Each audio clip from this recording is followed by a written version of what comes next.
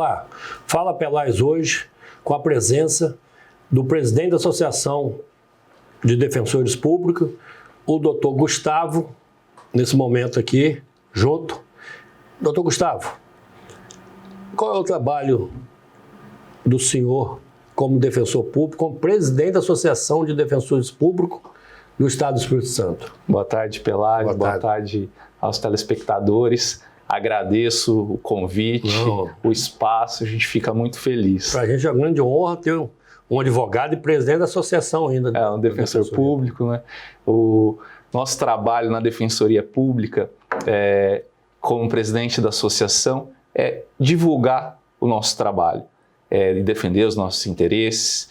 E no mês de maio, inclusive, é comemorado o Dia da Defensoria Pública e é dado início a uma campanha nacional, justamente para divulgar o nosso trabalho, a nossa missão constitucional de promover o acesso à justiça, de conscientizar a população dos seus direitos. Inclusive, não sei se você chegou a ver, se seus telespectadores se recordam, mas no mês de maio a Assembleia Legislativa ficou iluminada em verde, assim como o Convento da Penha, que é justamente a cor da Defensoria Pública, e para chamar a atenção da população sobre esse trabalho desenvolvido por nós, né? Um agente de transformação social que busca aí atender a população mais vulnerável do Estado. Doutor, quanto tempo o senhor está na presidência já da associação? Eu estou há 2 meses na presidência da associação. 2 meses? Pô, parabéns. Obrigado, pouco tempo, mas de muito trabalho, né? A gente desenvolve um trabalho contínuo, inclusive demos continuidade ao trabalho que já vinha sendo feito, muito bem feito, inclusive parabenizo as colegas que estavam anteriormente, Vivian Almeida, e esse trabalho de trazer o conhecimento do público, o que a Defensoria faz, quem a gente atende, como é a nossa atividade. Eu convidei o senhor hoje no Fala Pelais, porque os defensores do Estado do Espírito Santo é um estado de 78 municípios, né? E tem lugares que faltam realmente defensores. Eu, como advogado, tenho 30 anos nessa área, eu advogo muito na área criminal. E já fiz muita defensoria pública, só para ajudar, porque na hora não tinha defensor público. E o juiz ou a promotora fazia o convite, né? Você não pode deixar. E hoje o estado, o município todo tem defensor público? Isso que eu ia perguntar ao senhor, como esse trabalho de vocês, essas coisas todas. Essa questão que você traz, Pelais, é muito importante, porque, em realidade, o orçamento da Defensoria Pública é muito limitado. A gente não tem uma estrutura adequada de trabalho, inclusive faltam defensores públicos, defensoras, para que a gente consiga atender toda a população do estado. Isso implica que em alguns municípios a Defensoria Pública não consegue atender. A ADEPS, a Associação dos Defensores, inclusive tem pleiteado corriqueiramente uma suplementação, um aumento do nosso orçamento para que a gente consiga aumentar o quadro de defensores e defensoras e para que a gente consiga expandir todo o nosso atendimento para todos os lugares do estado, que a gente consiga entrar em todas as comarcas, nos municípios onde existe uma população carente, vulnerável e que precisa da atuação da Defensoria Pública. Hoje no estado do Espírito Santo, o defensor é igual o juiz, porque Mimoso do Sul, por exemplo, não tem defensor. O senhor pede alguém para ir para lá. Ele chega lá e tem moradia, tem comida, tem tudo por conta da defensoria, ou o Estado não paga essas coisas para o defensor, igual o juiz? A Defensoria Pública não tem casa funcional, nada, né? Então, quando o defensor ele é designado para atuar no local, por exemplo, eu mesmo já atuei em Muqui, que é ali próximo. Do lado, né? De Mimoso do Sul ali. Mas a Defensoria Pública já paga o subsídio, o salário do profissional, né, do defensor, mas não inclui aí a habitação. Não, o salário do defensor, se o defensor for para lá então, o Estado não ajuda, já paga, só não ajuda ele na moradia, essas coisas todas. Ele tem que colocar do bolso dele. Sim. Então ele vai ter que ir e voltar todo dia, fica mais barato para ele que morar na cidade, né? Ou morar na cidade, né? Inclusive, se ele atua só naquela localidade, ele tem que morar naquele local. Se ele, um exemplo, você vai trabalhar em Mimoso, Muqui, Cachoeiro, Calçado, vocês têm carro para dar ao defensor público, para ele fazer isso? Depende do local onde ele está. Por exemplo, se tem um defensor ali em Cachoeiro de Itapemirim que vai atuar em Muqui, Certo. Pode ser que tenha um carro funcional, mas em geral os deslocamentos, os custos são pagos pelo próprio defensor.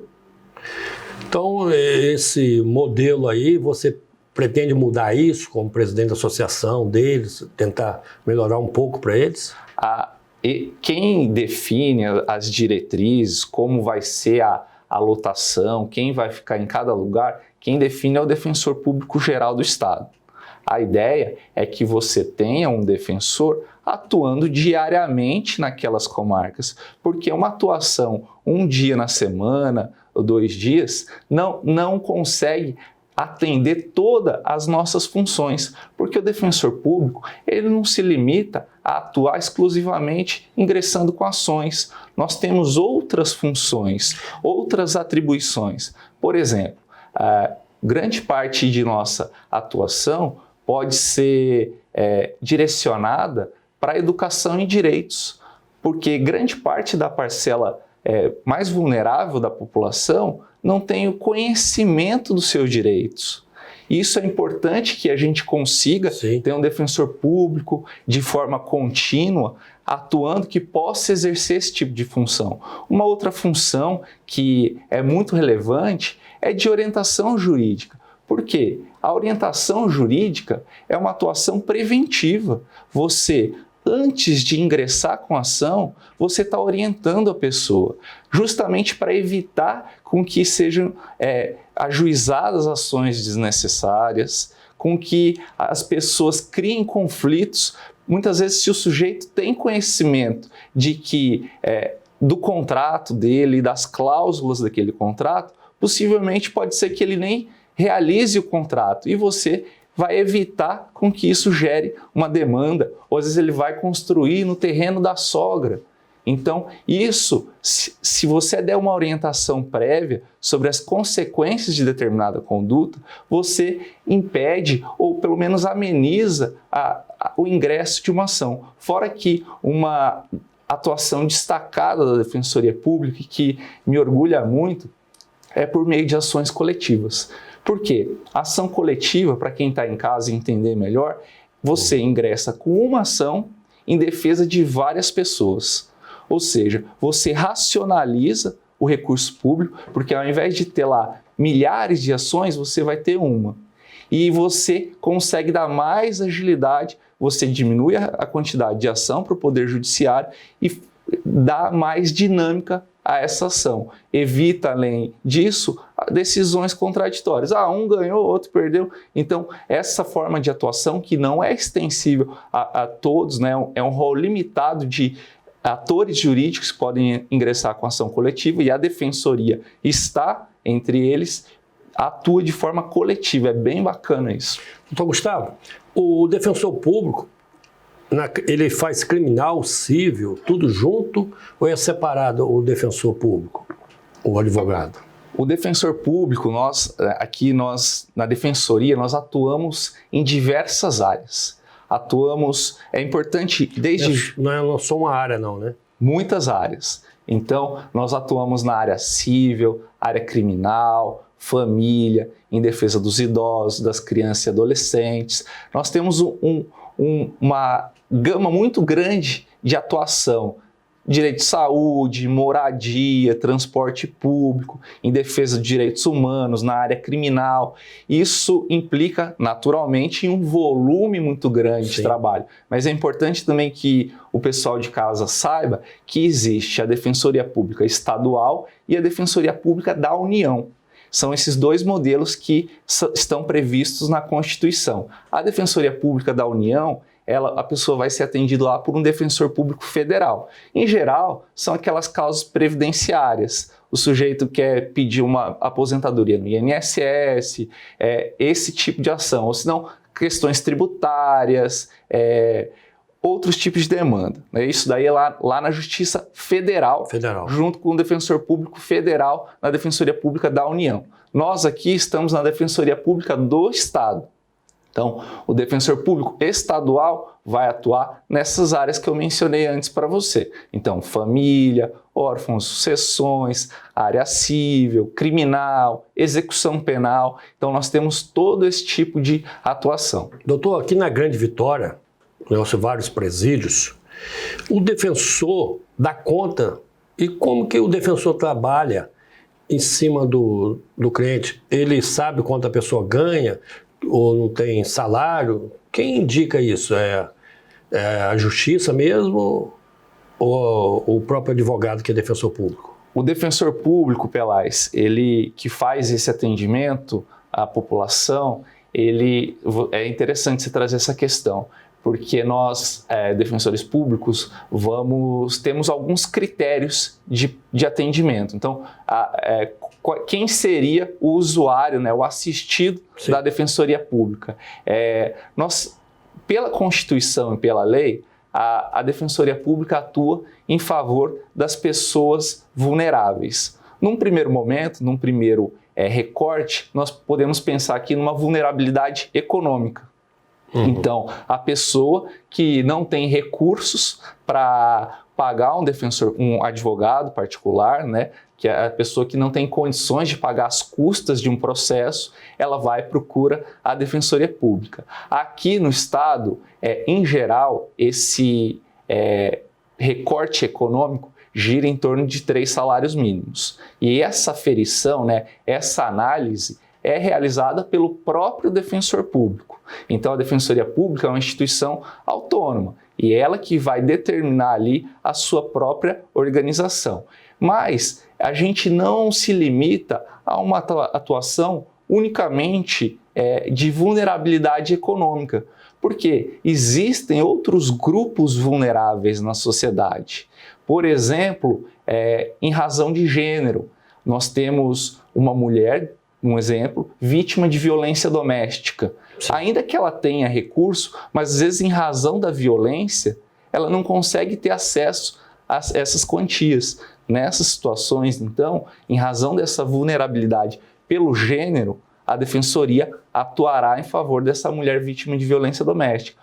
Outros exemplos, a gente tem outros tipos de minorias, a população LGBTQIA+, que é um grupo vulnerável na sociedade, que nós atuamos em favor deles, ou mesmo grupos vulneráveis em razões de suas condições econômicas, socioculturais, por exemplo, os quilombolas ou os indígenas. Então, são grupos que merecem uma atuação especial do Estado, e a Defensoria, atenta a essas vulnerabilidades, também faz esse tipo de atuação em favor deles. Doutor Gustavo, vamos um minutinho para o intervalo? Fala, Pelais, volta já. A programação com a melhor qualidade da TV aberta brasileira é aqui na Rede TV Espírito Santo. Que estado maravilhoso! Eu tô passada como o Espírito Santo é lindo. Eu amo a natureza e a beleza desse estado. E cada dia fico muito mais apaixonado. O verde da montanha, a praia cristalina, mulher do Espírito Santo, é coisa tão divina. Muqueca saborosa, que sempre me alucina. E fé na padroeira, da penha que ilumina.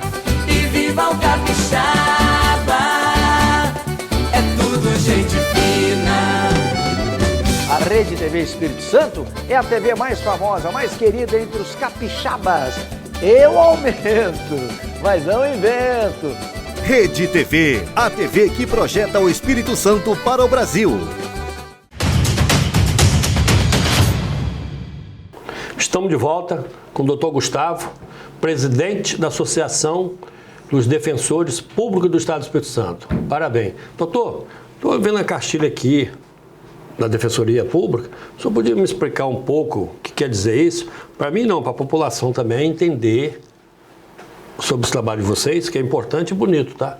Obrigado. É uma campanha realizada por nós, da Associação dos Defensores Públicos do Espírito Santo, assim como a Associação Nacional das Defensoras e Defensores Públicos do Espírito Nacional.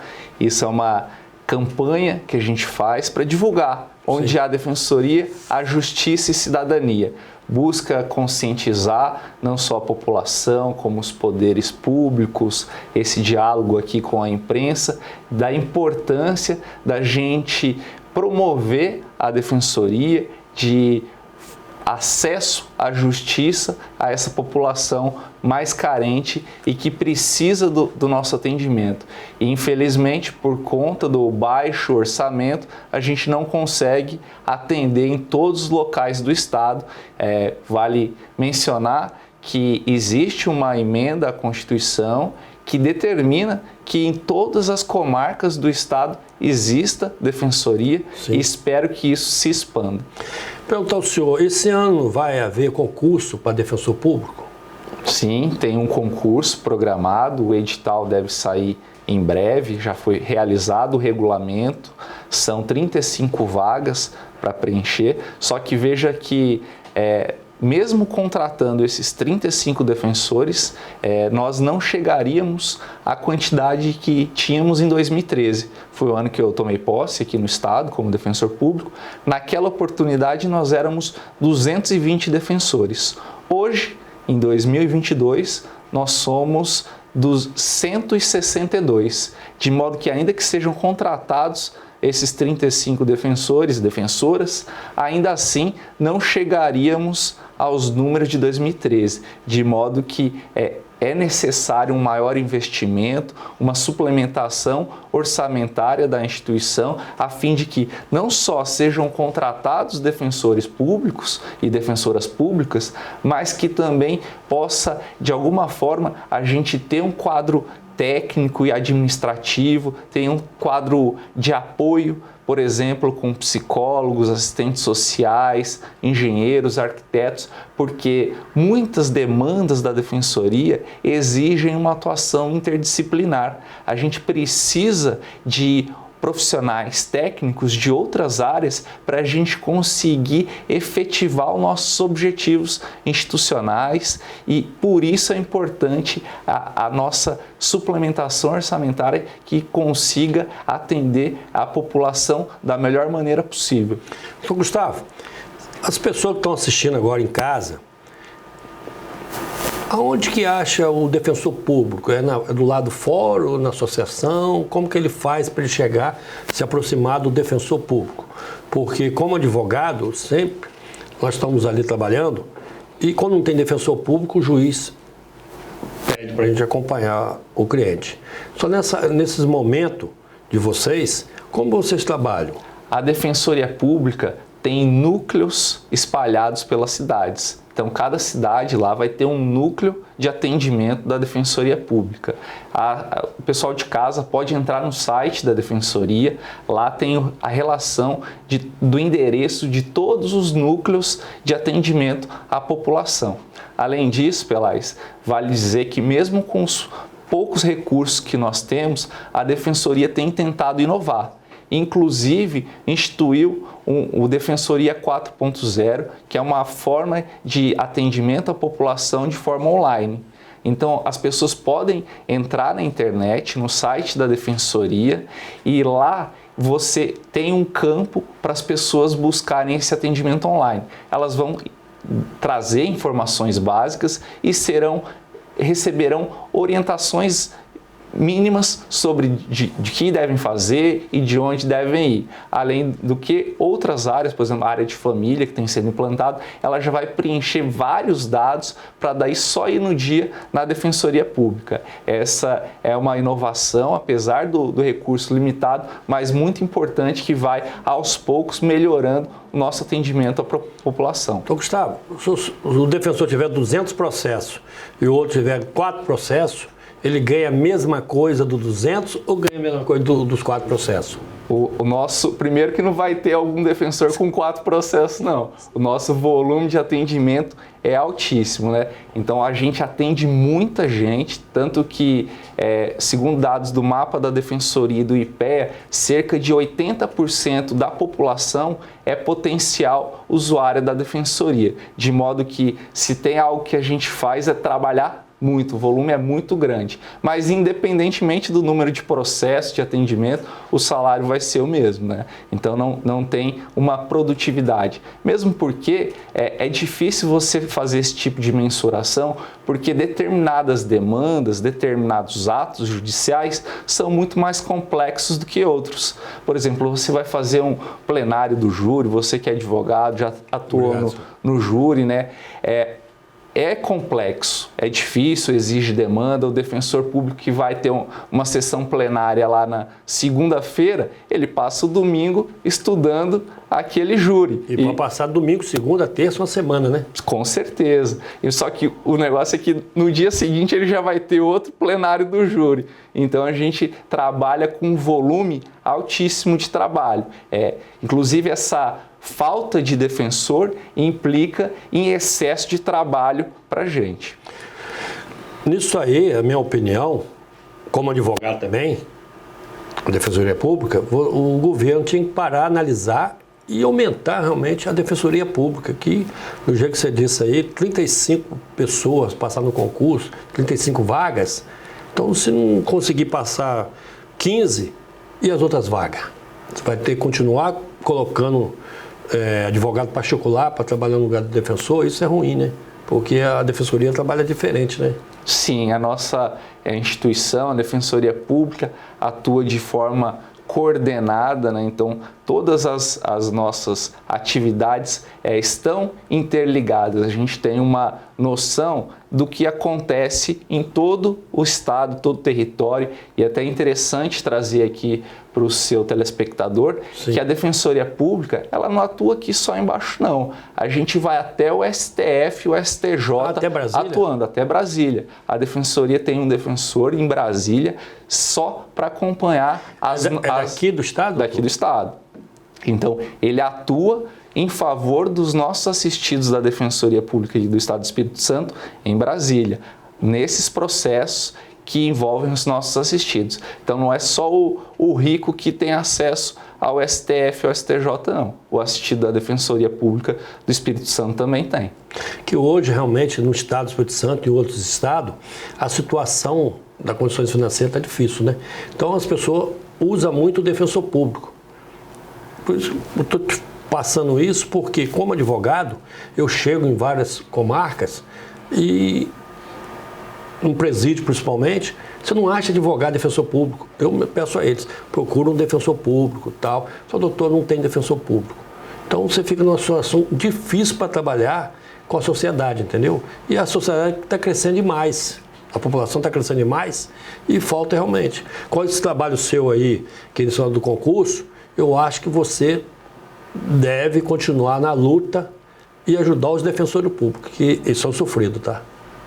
Esse é nosso objetivo. Nosso objetivo, trabalhamos para isso, tentamos sensibilizar não só a classe política, como a sociedade civil, da importância de ter um profissional, um defensor, uma defensora pública ali qualificado, aprovado num concurso difícil. São 5 fases do concurso público, então altamente selecionado, é muito difícil esse concurso de ser aprovado e a procura é altíssima, o número de inscritos é muito alto nesse concurso público e a gente espera que o governo se sensibilize e que suplemente o nosso orçamento para que sejam nomeados não só 35, mas 70, 100. Para você ter ciência, a nossa lei prevê que sejam 269 defensores públicos no estado.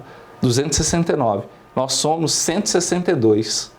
Então, a lei criada em 94 para uma população 50% menor previa 269 defensores e defensoras.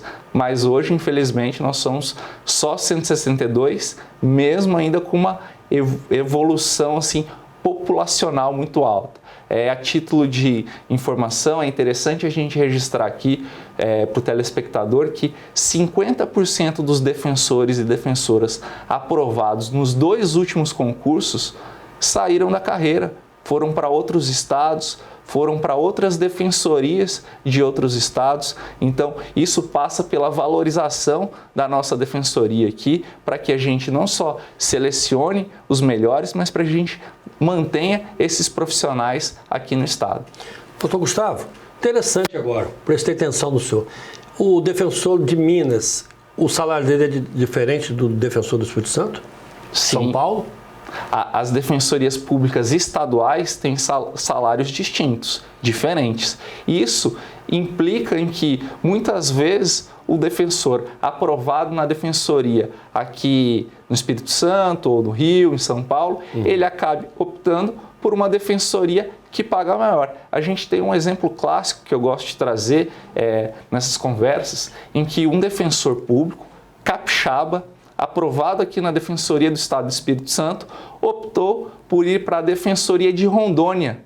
Rondônia? Ele, capixaba, optou para ir para Rondônia, bem longe daqui. Por quê? Porque o salário lá era muito melhor, não só isso, mas a estrutura de trabalho. Você tem um corpo administrativo para você se dedicar só às atividades fins, aos seus assistidos, às suas peças, às orientações jurídicas, às conciliações e, claro, uma equipe multidisciplinar te dando apoio, porque, por exemplo, na área de família, é algo que eu gosto de trazer também. Na área de família, mais do que uma ação individual que você ingressa, é interessante a gente buscar uma conciliação, tratar esse problema de forma extrajudicial. A gente leva as pessoas na defensoria e tenta fazer com que eles sejam protagonistas ali na resolução desse conflito. Essa decisão construída, tanto por um quanto por outro, ela pacifica mais aquela situação, aquele conflito, do que uma decisão judicial. As pessoas se tornam corresponsáveis por essa decisão construída por eles. E para isso, muitas vezes, a gente também vai precisar, como eu disse, de um corpo técnico multidisciplinar, às vezes um psicólogo, um assistente social, que auxilia também nessas situações. Doutor Gustavo, vocês têm uma pessoa atuante como defensor público, doutor Severino. Ele é de luta, tá? Sempre eu estou viajando para trabalhar, encontro com ele. E ele defende a defensoria carne e dente mesmo. Ele luta pela defensoria e luta pelas pessoas que ele está trabalhando. Ele não perde uma audiência. Gostaria de mandar um abraço para ele, que é uma pessoa de fibra. Registro também meus cumprimentos e meu abraço ao doutor Severino. E destacar também que essa defensoria é feita de muitos Severinos e muitas Marias, né? A gente se desdobra para atender todo mundo da melhor maneira possível. Infelizmente, a gente não tem a estrutura adequada, mas muita gente vocacionada, porque você não basta contratar uma pessoa, você tem que ter um defensor vocacionado, dedicado, especializado naquela sua atuação. Mesmo porque o defensor público, você tem requisitos na Constituição para contratar essa pessoa. Não é qualquer uma. Você tem, por exemplo, ter uma prática. Assim como a magistratura, o Ministério Público, você tem que ter pelo menos 3 anos de experiência, de atuação, para ouvir, para fazer uma oitiva qualificada daquela pessoa mais humilde, que tem mais dificuldade em falar. E essa é a nossa vocação. Então, Gustavo, nós estamos encerrando hoje. Gostaria que o senhor colocasse aí sobre a situação que o senhor foi convidado para poder participar do Fala Pelais na Rede TV. Pelais, gostaria de agradecer você, toda a produção, toda a equipe pela oportunidade, pelo espaço, registrar aqui meus cumprimentos aos telespectadores e registrar, por fim, uma frase que eu gosto muito de Guimarães Rosa, né, um intelectual, que fala que o seguinte, de forma muito singela, que para o pobre os lugares são mais distantes. E isso, para mim, é muito marcante, porque realmente, muitas vezes é mais difícil para aquele mais vulnerável acessar os serviços públicos, e a Defensoria Pública está à disposição dessa população para justamente encurtar essas distâncias para que a gente consiga fornecer o melhor serviço possível para eles. Doutor Gustavo, Fala Pelais, fica por aqui, até a semana que vem.